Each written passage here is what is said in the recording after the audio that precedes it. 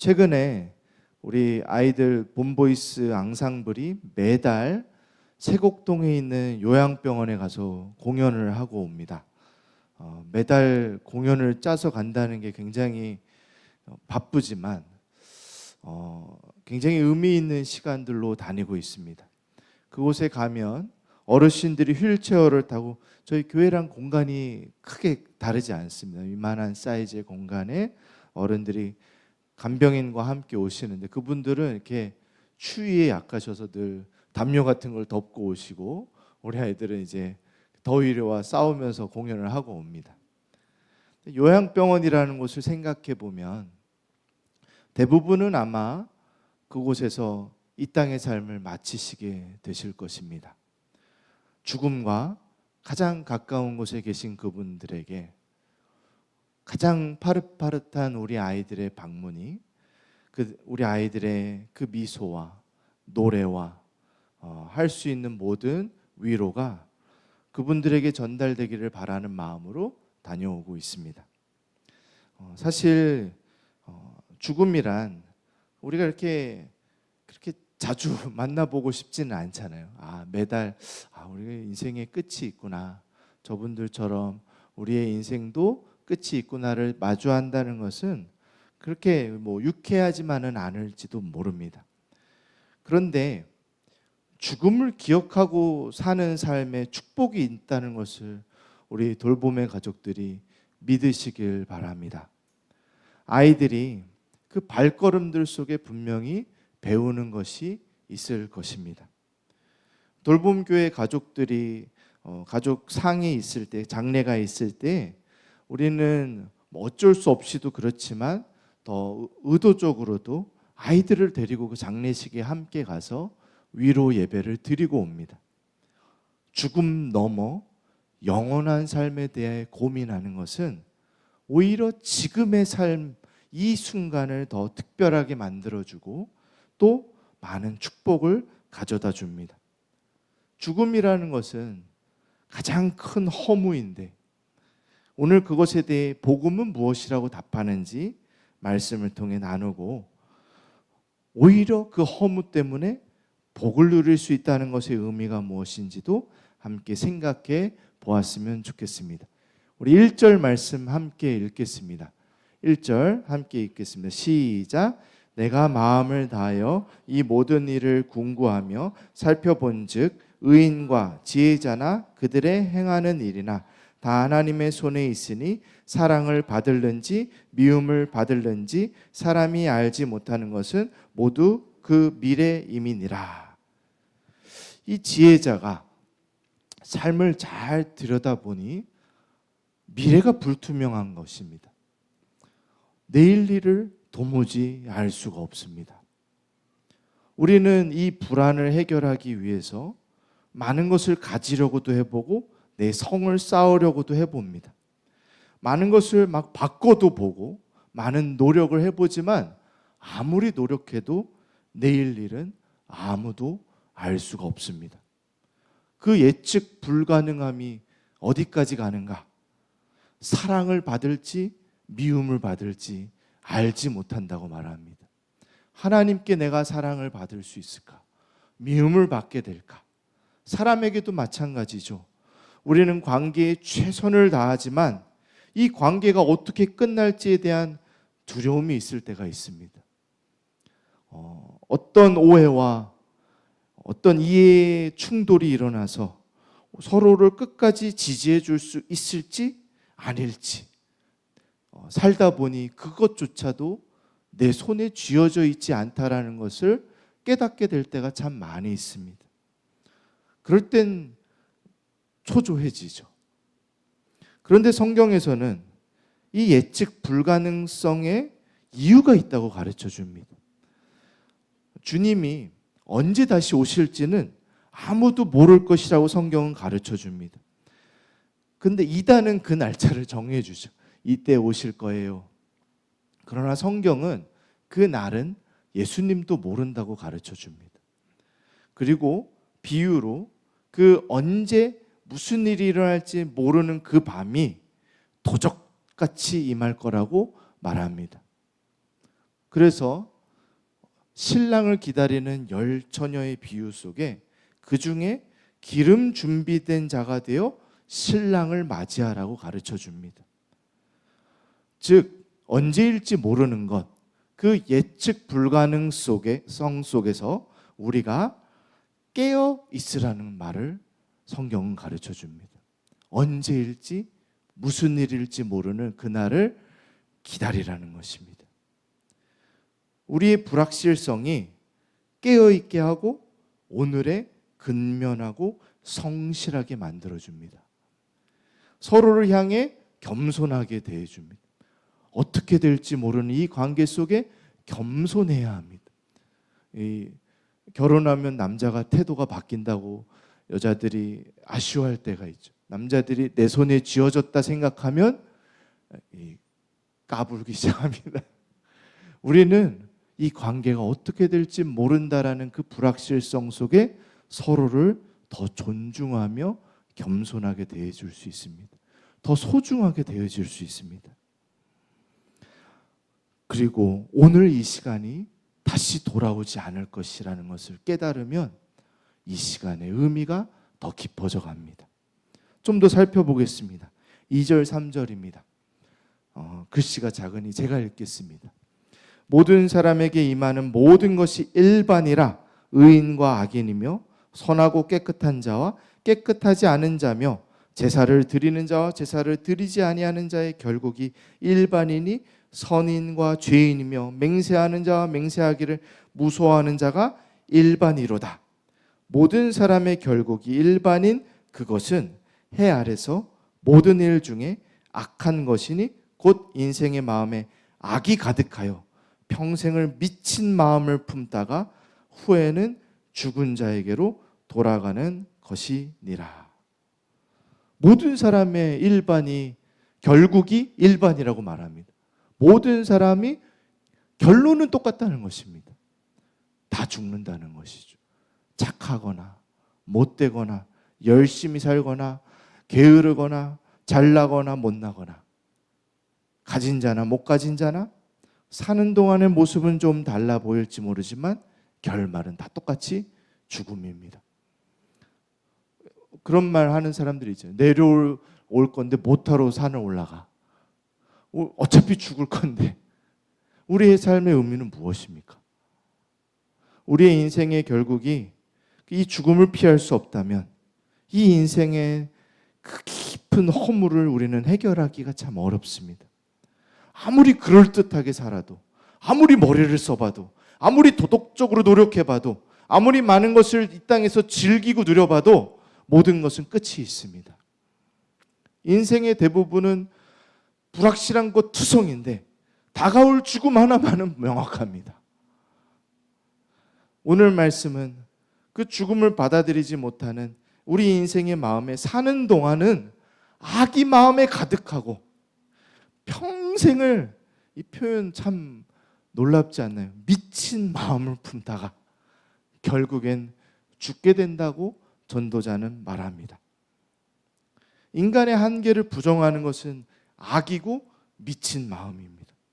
우리의 영적인 실패, 주님의 기준에 이르지 못하여 결국 죽음이라는 현실이 우리에게 주어져 있다는 것을 회피하려고 하는 우리의 모든 시도는 미친 마음입니다. 성공할 수 없기 때문이죠. 죽음은 우리가 하나님 앞에 지음받았다는 것을 깨닫게 하시는 하나님의 방법입니다. 내가 그렇게 지음받았는데 타락하여 받게 된 이 결과를 오롯이 보여주는 하나님의 방법입니다. 우리의 소망이 나의 미친 마음이 아닌 오직 하나님 보내주신 구원자에게만 있다는 것을 깨닫게 해주는 우리의 날마다의 현실입니다. 그러나 이 피할 수 없는 죽음의 문제 앞에 비교되어 더 선명하게 나타나는 가치가 하나 있는데 바로 사는 것입니다. 죽을 것이기에 오늘 살아있는 것의 의미는 더 빛날 수밖에 없습니다. 지금 살아있다는 것이 얼마나 소중한지를 우리 모두가 깨달아야만 합니다. 4절부터 6절입니다. 제가 읽어보겠습니다. 모든 산자 중에 참회한 자가 소망이 있음은 산 개가 죽은 사자보다 나음이니라. 무릇 산자는 죽을 줄을 알되 죽은 자는 아무것도 모르며 다시는 상도 받지 못하는 것은 그 이름이 잊어버린 바 됨이라. 그 사랑함과 미워함과 시기함이 없어진 지 오래니 해 아래서 행하는 모든 일에 저희가 다시는 영영이 분복이 없느니라. 여러분, 사는 것은 죽는 것보다 낫습니다. 산 개가 죽은 사자보다 낫다고 말합니다. 빌어먹어도 살아있는 것이 축복입니다. 죽은 자는 상도 없고 이름도 잊어버린 바 되고 어떤 이 땅에서 누릴 수 있는 감정도 없고 역할도 남아있지 않습니다. 즉 살아있다는 것은 주님이 주신 기회입니다. 우리의 축복입니다. 기독교 세계관의 아주 중요한 가치 중에 하나가 생명을 중요하게 여기는 것입니다. 생명 중시의 마음이 우리에게 있어야 합니다. 욥기에 보면 이런 말씀이 있습니다. 넘겨주실까요? 모든 생물의 생명과 모든 사람의 육신의 목숨이 다 그의 손에 있느니라. 죽고 사는 것의 문제는 하나님께만 있습니다. 여러분, 이걸 믿으셔야 합니다. 그렇기 때문에 이 땅에서 우리는 생명을 사모하고 존중하고 생명의 일들에 관심을 보이며 살아가야 합니다. 이 땅의 문화가, 이 땅의 가르침이 생명을 얼마나 가볍게 만들기 쉬운지를 우리는 냉철한 눈으로 바라볼 줄 알아야 합니다. 생명을 경시하는 이 땅의 세계관들을, 그 문제점들을 짧게 한번 살펴보려고 합니다. 생명을 만드시고 거두시는 것이 주권자 하나님께 있다라는 것을 인정하지 않는 이 세상은 자신의 유익과 가치관에 따라 생명을 죽이고 스스로의 삶을 끊어내는 것에 그렇게 깊이 고민하지 않습니다. 하나님께서 주신 생명이 남녀의 사랑의 행위로 생겼을지라도 그 자신의 행동과 쾌락에 대해서 책임지지 않고 이것을 폐하라고 악이라고 부르는 것조차도 부정하려 하는 것은 여성의 몸의 일부라고 말을 바꾸려고 하는 이 시대는 그것을 무슨 혹되어내듯 죄책감을 덜어내려 하는 이 땅의 모든 시도에 대해서 우리는 아니라고 해야 합니다. 그 아기가 적어도 살아갈 기회라도 주지 않고 당장의 편의에 따라 죽이고 마는 시대를 우리는 너무 당연하게 살아가고 있습니다. 또한 스스로의 삶을 끊어내는 것도 점점 많아지고 있습니다. 생명의 주권자께서 나를 이 땅에 살도록 하는 그 이유와 책임을 모르니 어려움 속에서 스스로의 삶의 종지부를 찍으려고 합니다. 생명 경시의 사상이 가장 오롯이 드러나는 이 땅의 세계관과 문화는 가족 해체입니다. 가장 심각한 문제입니다. 생명이 사라지려면 하나님께서 주신 가장 아름다운 방법은 가족이라는 공동체입니다. 남자와 여자가 부모를 떠나 한 몸을 이루어 생명의 울타리가 되어 주어서 그 안에서 낳고 자라나게 하는 것이 하나님의 가장 완벽한 계획이었습니다. 그런데 지금 이 땅은 하나님을 부정하고 지어내며 하나님이 만드신 가정을 해체하기에 굉장히 열심입니다. 생명을 만들 수 없는 동성애 부부를 인정해 달라고 하고 결혼하지 않는 개인의 편의가 더 중시되는 문화로 자꾸만 바뀌어가고 결혼을 해도 귀찮은 아기는 가지지 않겠다라고 결정하는 것이 보편화되는 세상 속에 살고 있습니다. 개인주의가 극심해져가는 세상 속에 살고 있습니다.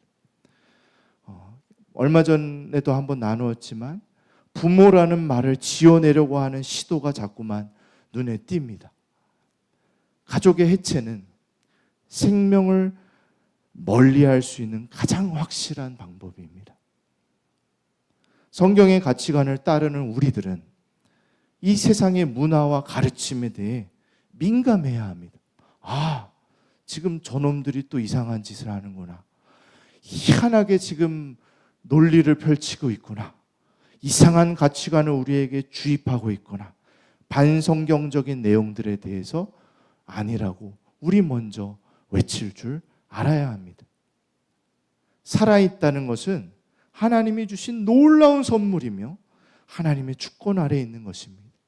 그래서 교회에 생명이 넘치는 것은 너무 기쁜 일입니다. 아이들이 시끄럽게 살아있으니까. 저희 집은 오디오가 비지 않습니다. 이놈은 지칠 줄 모릅니다. 생명의 놀라움이죠. 그래서 오늘 본문은 살아야 한다고 말합니다. 살아있는 것이 주님의 놀라운 선물이고 하나님이 주권 아래서 주시는 놀라운 일이라는 것을 깨달아 사는 것이 더 낫다라고 말합니다. 물론 죄 많은 이 세상에 사는 것이 더 괴롭게 느껴질 때가 있습니다. 바울조차도 그렇게 말했거든요. 차라리 주님이 불러주시면 좋겠지만 살라 하시니 주를 위해 살겠습니다. 우리 전도서가 세상의 허물을 그토록 말해도 지금 전도서에서 말하잖아요. 사는 것이 더 낫다. 이 말의 의미를 우리는 붙들어야 합니다. 하나님이 인정하는 우리들에게 생명의 주인은 하나님 한 분입니다. 우리는 하나님의 형상대로 지음받은 너무나 소중한 존재입니다. 그래서 이 생명은 하나님께 천하보다 귀해서 이 생명을 위해서 아들을 내어주시는 것을 아까워하지 않으셨습니다. 그래서 하나님께서 이 생명을 거두어 가시기 전까지 이 생명의 일은 내 것이 아니라 하나님의 것입니다. 하나님이 나에게 맡겨주신 하나님의 주권 가운데 있는 것입니다. 우리는 살아내야 할 책임이 있습니다. 생명을 지켜야 할 의무가 있습니다. 그런데 이 땅의 가치관이 또 하나 바꿔놓는 것이 있습니다. 삶이 팍팍해서 자꾸만 우리가 그렇게 생각이 가게 되는 것이 하나 있는데, 산다는 것은 단순히 생존의 문제가 아닙니다. 적자생존. 진화론적 설명은 늘 강조하는 것, 강한 자가 되어 살아남아야 한다라고 하는, 그저 이 경쟁에서 이겨내어 살아내는 것, 생존만의 문제라고 생각하는 것은 성경적 가치관이 아닙니다. 산다는 것은 축복입니다. 7절부터 10절입니다. 너는 가서 기쁨으로 내 식물을 먹고 즐거운 마음으로 내 포도주를 마실지어다. 이는 하나님이 너의 하는 일을 벌써 기쁘게 받으셨음이니라. 내 의복을 항상 희게 하며 내 머리에 향 기름을 그치지 않게 할지니라. 내 헛된 평생의 모든 날, 곧 하나님이 해 아래서 내게 주신 모든 헛된 날에 사랑하는 아내와 함께 즐겁게 살지어다. 이는 내가 일평생에 해 아래서 수고하고 얻은 분복이니라. 무릇 내 손이 일을 당하는 대로 힘을 다하여 할지어다. 내가 장차 들어갈 음부에는 일도 없고 계획도 없고 지식도 없고 지혜도 없음이니라. 기독교 세계관이 전하는 생명이란 누리는 것입니다. 생명의 주권자가 내게 주신 것을 감사와 기쁨으로 살아가며 경험하는 것입니다. 생명의 내용에 생존이 전부가 된 이 세상의 관점은 생명력도 기쁨도 없는 삶으로 삶을, 그 가치를 떨어뜨려 버립니다. 공부도 경쟁과 생존, 직장도 경쟁과 생존, 부부관계도 경쟁과 생존밖에 안 남습니다. 공부하며, 저도 그러지 못했지만 아이들에게 정말 그런 게 있었으면 좋겠거든요. 공부하며 그 속에서 와, 하나님 만드신 세상이 이렇구나. 우리가 살아가도록 만들어주신 세상의 내용이 이러한 거구나. 수학 속에 담긴 하나님의 그 이성적이시고 논리적인 하나님의 그 법칙들을 발견하며 감탄할 수 있고, 언어를 배우며 언어로 표현할 수 있는 놀라운 것들을 막 누릴 수 있는 공부가 되었으면 좋겠는데 그러질 못하죠. 물론 우리 삶은 피할 수 없는 경쟁이 있습니다. 그냥 당해내고 참아야 되고 인내하는 것이 인생의 태반일지 모릅니다. 그러나 그리고 경쟁이 때론 재미도 있습니다. 막 겨루는 것에 재미도 있고 저는 유익도 있다고 믿습니다. 그래서 막 경쟁도 좀 해봤으면 좋겠고, 그런데 경쟁만 있다면 다릅니다. 그것이 인생의 전부가 돼버리면 생존, 그저 하루를 사는 것이 전부라고 생각하면 그 안에 하나님을 의식하는 것이 어디에 있고 하나님이 주신 삶을 누리는 것이 하나도 남지 않는 것이 된다면 그것은 전혀 다른 문제입니다. 오늘 말씀은 먹고 마시는 것에 기쁨으로 즐거움으로 하라고 합니다. 하나님이 주신 것을 즐거워하는 것입니다. 내게 주신 지금의 삶을 즐거워하고 의미 있어 하는 삶을 말합니다. 옷을 잘 정비하랍니다. 머리를 만지라고 해요. 그냥 인생 다 산 사람처럼, 아무 의미 없는 사람처럼 그렇게 살지 말라는 것입니다. 또한 아내를 즐거워하고 가족 안에서 누리며 살아가라고 말합니다.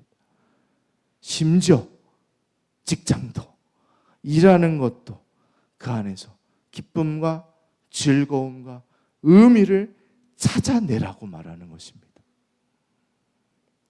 한 가지 분명한 것은 우리가 지금의 어떤 자리에 불만족한다면, 그래서 뭔가 기가 막힌 변화를 주려고 한다면 전도서는 해 아래 새로운 것은 없다고 말합니다.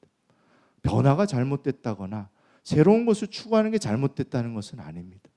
그러나 지금 이 순간이 하나님이 주신 어마어마한 축복이라고 믿는다면 이 순간에 의미가 있어야 됩니다. 만족과 기쁨과 보람이 있어야 합니다. 바뀐다고 그것이 바뀌지 않습니다. 내 내면의 세계관이 바뀌어야 됩니다. 우리의 삶의 더 본질적인 문제는 내 삶을 하나님 주신 삶으로 이해하고 오늘 현재를 살아가는 것입니다. 하나님이 주신 삶, 하나님이 부르신 내 인생, 내게 주신 이 모든 오늘 하루의 삶에 성실히 회복되어야 합니다. 청지기적인 자세로 맡겨주셨으니까. 요셉이 그랬잖아요. 종으로서도 그렇게 살았어요. 감옥에 갇혀서도 그렇게 살았습니다. 총리가 되어서도 성실했습니다. 그것은 이 땅에 내게 맡겨주신 것은 하나님 주신 축복이구나를 아는 자만이 할 수 있는, 어느 자리에서도 할 수 있는 성실의 삶이었습니다. 신약 성경에서는 이렇게 말합니다. 고린도전서입니다. 10장 31절. 같이 한번 읽어볼까요? 시작. 그런즉 너희가 먹든지 마시든지 무엇을 하든지 다 하나님의 영광을 위하여 하라. 우리가 무엇을 하든 하나님의 영광을 위해 할 수 있다는 것은 우리의 삶을 바꿔줄 것입니다. 매일매일 순간순간이 다를 것입니다. 먹는 것조차 주님의 영광입니다. 마시는 것도 그것은 세상의 관점에서는 생존의 내용밖에 안 됩니다. 연료를 주입하는 것. 그러나 하나님 주신 삶의 내용이라고 생각하면 이것을 맛보아 알아야 합니다.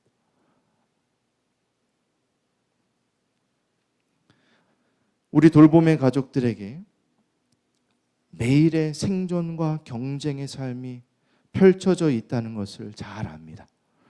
그것이 얼마나 치열할지 안쓰럽고 그 싸움에 간절한 응원을 보냅니다. 우리 나이가 점점 사회 속에서 도태될까 두렵고 지금까지 걸어온 발걸음들이 그냥 끝나버리는 것은 아닐까, 내 경력이 이렇게 끝나는 것은 아닐까 무섭기도 하고, 이 일을 언제까지 내가 버텨낼 수 있을까라는 불확실성 앞에 날마다 놓여 있다는 것 잘 알고 있습니다. 그것은 참 불편한 감정들이고 우리의 현실입니다. 교회로서도 마찬가지입니다. 우리 성도님들이 혹여나 가정에서 어려움을 겪으면 어떡하지? 직장에서 무슨 문제가 생기면 어떡하지? 그것 부부관계에 위기가 생기면 어떡하지? 그것은 우리 모두 공동체에게도 큰 아픔과 부담이 되어 돌아올 것을 저는 잘 알고 있습니다. 그런데 아직 분명한 것이 하나 있습니다. 우리는 살아 있습니다. 하나님 주신 그 선물로 우리는 살고 있습니다. 그렇다면 우리는 생명을 받은 자로서, 생명이 맡겨진 청지기로서, 죄와 사망에서 구원받은 예수 그리스도의 자녀들로서 오늘 아버지께서 허락하시는 삶에 누릴 책임이 있습니다. 살아내며 그것을 맛보아 경험하고 감탄할 이유와 목적이 있습니다. 피할 수 없는 죽음이 우리에게 있다는 것은 우리에게 모두 끝이 있고 그래서 지금이 소중하다는 것을 말해줍니다. 하나님께서 나로 살아가게 하시는 모든 것이 감격이 되길 바랍니다. 의미로, 기쁨으로 회복되기를 주님의 이름으로 축복드립니다. 오늘 지연 자매님이 정성스레 준비해 주신 식사를 기쁨으로 맛보십시오. 그 안에 어떠한 하나님의 은혜가 있는지. 오늘 우리의 예배와 찬송과 만남들을 기뻐할 수 있는 돌봄의 가족들 되었으면 좋겠습니다. 오늘 우리에게 주신 이 공간을 곳곳을 청소하며 감사로 고백하고 성실로 답할 수 있는 우리들이 되었으면 좋겠습니다. 이 여름방학 모든 것을 다 녹여버릴 것 같은 시간들 속에 아직 나 살아있어. 쉼과 회복을 누리고 다시 일어나 살아가시는 우리 모두가 되었으면 좋겠습니다. 우리의 신앙과 가치관이 얼마나 이 생명을 소중히 여기게 하는지 경험하고 보여주는 우리 모든 돌봄의 가족들 되길 주님의 이름으로 축복드립니다.